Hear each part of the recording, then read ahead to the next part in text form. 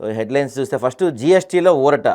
GST సంస్కరణలతో ఔషధాల ధరలు తగ్గింపు, క్యాన్సర్ మందుల ధరలు తగ్గుదలతో ఊరట.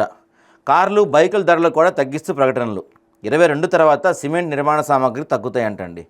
సో ఈ జీఎస్టీ తగ్గించారు కదా మొన్న. అంతకుముందు అంతకుముందు 5, 12, 14, 28 దాకా ఉండేవి. ఇప్పుడు అన్నీ తీసేసి 2 స్లాబ్సే పెట్టారు కాబట్టి దాదాపు చాలా వరకు జీఎస్టీ తగ్గిద్దని చెప్తున్నారు. తగ్గడం వల్ల చాలా ఉపయోగాలు మనకు కలగబోతున్నాయట.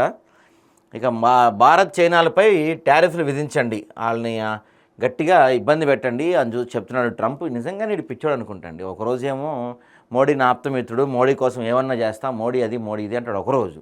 ఇంకో రోజేమో ఇట్లా మాట్లాడతాడు. కొంచెం ఏమన్నా మానసికంగా ఏమన్నా సమస్య ఉందేమో బిడ్డకి. ఇక నెక్స్ట్ దేశానికి మణిహారం మణిపూర్. దాదాపు 2 సంవత్సరాల తర్వాత మన ప్రధానమంత్రి నరేంద్ర మోడీ గారు నిన్న మణిపూర్ వెళ్ళారు. దాని గురించి ప్రతిపక్షాలు అయితే తీవ్ర ఆరోపణలు చేస్తూ ఉన్నాయి. చూద్దాం నెక్స్ట్. ఇదిగో కృష్ణా జలాలపై వెనక్కి తగ్గేది లేదు, వాటా సాధించాల్సిందే. రాష్ట్రానికి 904 టీఎంసీలు నీటి వాటా రాబట్టాల్సిందే అంట. ఇప్పటికైనా మెలకు వచ్చింది. మనకి 904 టీఎంసీలు ఉన్నాయన్న విషయం మీకు గుర్తొచ్చినందుకు సంతోషం. ఇక ఎక్సైజ్ శాఖకు ఆయుధాలు, అబ్కారీ సిబ్బంది సమర్థవంతంగా నిర్వహించాలి. గంజాయి, డ్రగ్స్, నాటుసారపై ఉక్కుపాదం. నల్ల బెల్లాన్ని సేంద్రియ ఎరువు తయారీకి ఇవ్వాలని చెప్తున్నారు మంత్రి జూపల్లి కృష్ణారావు గారు. అజ్ఞాతం వీడి జనంలోకి వచ్చారు మావోయిస్ట్ అగ్రనేత పద్మావతి అలియాస్ సుజాతక్క. దాదాపుగా 43 సంవత్సరాల తర్వాత సుజాతక్క జనజీవనంలోకి వస్తున్నట్టుగా తెలుస్తుంది మనకి.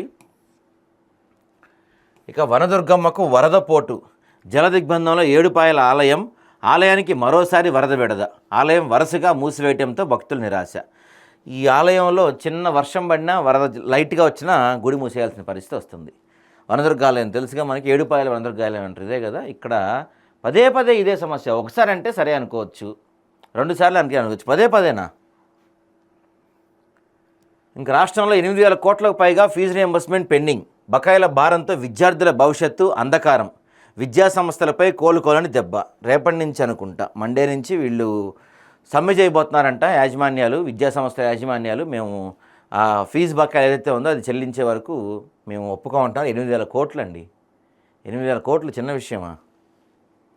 మోడీతో బీఆర్ఎస్ కాళ్ళబేరంకి వచ్చిందని చెప్తున్నారు పీసీసీ చీఫ్ మహేష్ కుమార్ గౌడ్ గారు. ఇక తర్వాత ఈయన ఏమంటాడు కేటీఆర్ గారు,